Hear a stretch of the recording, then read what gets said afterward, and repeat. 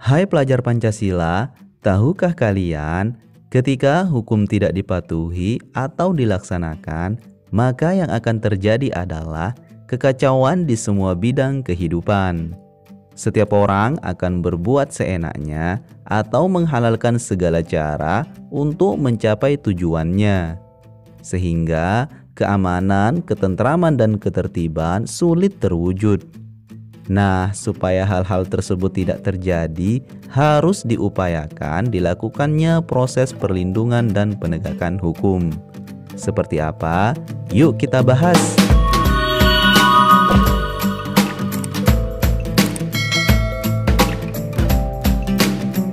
Assalamualaikum warahmatullahi wabarakatuh. Selamat datang kembali di channel Belajar Aja. Di video kali ini kita akan membahas materi PPKN kelas 12 bab 2 Perlindungan dan Penegakan Hukum di Indonesia, dengan subbab yang pertama, Hakikat Perlindungan dan Penegakan Hukum. Sebelum kita mulai belajar, mari dukung channel ini dengan klik subscribe.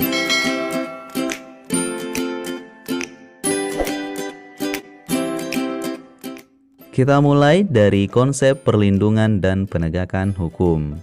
Menurut Amdi Hamzah, perlindungan hukum dimaknai sebagai daya upaya yang dilakukan secara sadar oleh setiap orang maupun lembaga pemerintah dan swasta yang bertujuan mengusahakan pengamanan, penguasaan, dan pemenuhan kesejahteraan hidup sesuai dengan hak-hak asasi yang ada.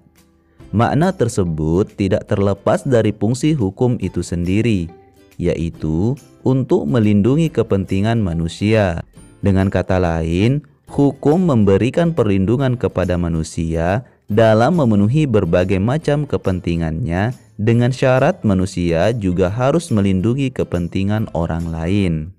Simanjuntak mengartikan perlindungan hukum sebagai segala upaya pemerintah untuk menjamin adanya kepastian hukum serta memberi perlindungan kepada warganya agar hak-haknya sebagai seorang warga negara tidak dilanggar, dan bagi yang melanggarnya akan dapat dikenakan sanksi sesuai peraturan yang berlaku. Dengan demikian, suatu perlindungan dapat dikatakan sebagai perlindungan hukum apabila mengandung unsur-unsur sebagai berikut. Yang pertama, adanya perlindungan dari pemerintah kepada warganya. Yang kedua, jaminan kepastian hukum. Yang ketiga, berkaitan dengan hak-hak warga negara. Dan yang keempat, adanya sanksi hukuman bagi pihak yang melanggarnya. Pada hakikatnya, setiap orang berhak mendapatkan perlindungan dari hukum. Oleh karena itu, terdapat banyak macam perlindungan hukum. Dari sekian banyak jenis dan macam perlindungan hukum, terdapat beberapa di antaranya yang cukup populer dan telah akrab di telinga kita sebagai berikut.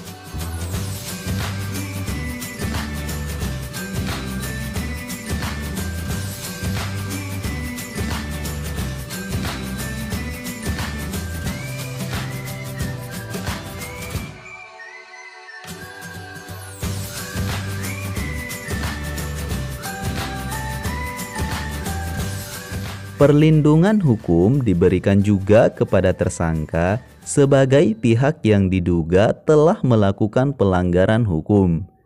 Perlindungan hukum terhadap tersangka diberikan berkaitan dengan hak-hak tersangka yang harus dipenuhi agar sesuai dengan prosedur pemeriksaan sebagaimana diatur dalam peraturan perundang-undangan. Hukum dapat secara efektif menjalankan fungsinya untuk melindungi kepentingan manusia apabila ditegakkan. Dengan kata lain, perlindungan hukum dapat terwujud apabila proses penegakan hukum dilaksanakan. Proses penegakan hukum merupakan salah satu upaya untuk menjadikan hukum sebagai pedoman dalam setiap perilaku masyarakat maupun aparat atau lembaga penegak hukum. Dengan kata lain, penegak hukum merupakan upaya untuk melaksanakan ketentuan-ketentuan hukum dalam berbagai macam bidang kehidupan. Kemudian kita beralih ke pentingnya perlindungan dan penegakan hukum. Sebagai negara hukum, Indonesia wajib melaksanakan proses perlindungan dan penegakan hukum. Negara wajib melindungi warga negaranya dari berbagai macam ketidakadilan, ketidaknyamanan, dan penyimpangan hukum lainnya. Selain itu, negara mempunyai kekuasaan untuk memaksa seluruh warga negaranya untuk melaksanakan semua ketentuan-ketentuan yang berlaku. Perlindungan dan penegakan hukum sangat penting dilakukan karena dapat mewujudkan hal-hal sebagai berikut. Yang pertama, tegaknya supremasi hukum. Supremasi hukum bermakna bahwa hukum mempunyai kekuasaan mutlak dalam mengatur pergaulan manusia dalam berbagai macam kehidupan. Dengan kata lain, semua tindakan warga negara maupun pemerintahan selalu berlandaskan pada hukum yang berlaku. Yang kedua, tegaknya keadilan. Tujuan utama hukum adalah mewujudkan keadilan bagi setiap warga negara. Setiap warga negara dapat menikmati haknya dan melaksanakan kewajibannya merupakan wujud dari keadilan tersebut. Hal itu dapat terwujud apabila aturan-aturan ditegakkan. Yang ketiga, mewujudkan perdamaian dalam kehidupan di masyarakat. Kehidupan yang diwarnai suasana yang damai merupakan harapan setiap orang. Perdamaian akan terwujud apabila setiap orang merasa dilindungi dalam segala bidang kehidupan. Hal itu akan terwujud apabila aturan-aturan yang berlaku dilaksanakan. Menurut Surjono Sukanto, keberhasilan proses perlindungan dan penegakan hukum tidaklah semata-mata menyangkut ditegakkannya hukum yang berlaku. Akan tetapi, sangat bergantung pada beberapa faktor, antara lain sebagai berikut. Yang pertama, hukumnya. Dalam hal ini yang dimaksud adalah undang-undang yang dibuat tidak boleh bertentangan dengan ideologi negara. Selain itu, penyusunan undang-undang dibuat haruslah menurut ketentuan yang mengatur kewenangan pembuatan undang-undang sebagaimana diatur dalam konstitusi negara. Yang kedua, penegak hukum, yakni pihak-pihak yang secara langsung terlibat dalam bidang penegakan hukum. Penegak hukum harus menjalankan tugasnya dengan baik sesuai dengan peranannya masing-masing yang telah diatur dalam peraturan perundang-undangan. Yang ketiga, masyarakat, yakni masyarakat lingkungan di mana hukum tersebut berlaku atau diterapkan. Maksudnya, warga masyarakat harus mengetahui dan memahami hukum yang berlaku, serta menaati hukum yang berlaku dengan penuh kesadaran akan pentingnya dan perlunya hukum bagi kehidupan masyarakat. Yang keempat, sarana atau fasilitas yang mendukung penegakan hukum.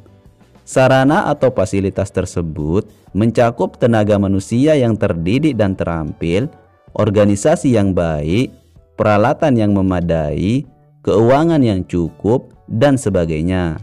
Ketersediaan sarana dan fasilitas yang memadai merupakan suatu keharusan bagi keberhasilan penegakan hukum. Dan yang kelima, kebudayaan, yakni sebagai hasil karya, cipta, dan rasa yang didasarkan pada karsa manusia di dalam pergaulan hidup. Dalam hal ini, kebudayaan mencakup nilai-nilai yang mendasari hukum yang berlaku. Nilai-nilai yang dimana merupakan konsepsi-konsepsi abstrak mengenai apa yang dianggap baik sehingga dianut dan apa yang dianggap buruk sehingga dihindari. Nah, hal tersebutlah yang makin memperkuat keyakinan bahwa proses perlindungan dan penegakan hukum merupakan sesuatu yang penting dan mutlak untuk dilaksanakan oleh sebuah negara. Nah, demikianlah pembahasan kita di subbab yang pertama dalam bab 2 ini. Dan untuk subbab materi kelas 12 lainnya, silahkan cek di playlist channel ini. Jangan lupa klik like, subscribe, dan share video ini untuk berbagi ilmu pengetahuan. Semoga bermanfaat. Terima kasih. Wassalamualaikum warahmatullahi wabarakatuh.